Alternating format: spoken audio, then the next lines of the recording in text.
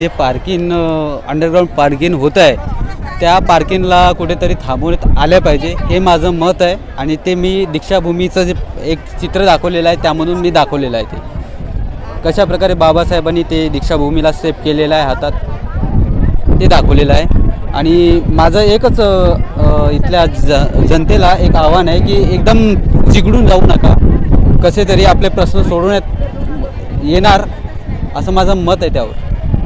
दीक्षाभूमीचा जो सुंदरीकरण आहे मला वाटते की पूर्ण थांबलं पाहिजे या पार्किंगच थांबली पाहिजे। नाही, माझं पूर्ण थांबलं पाहिजे यावर काही मत नाही आहे, फक्तच पार्किंग बस जे पार्किंग होत आहे ते पार्किंग इथून कुठेतरी हलवले पाहिजे, म्हणजे जे तिकडे जागा आहे साईडमध्ये कुठे खाली जागा अजून आहे त्या जागेवरती पार्किंग झाली पाहिजे।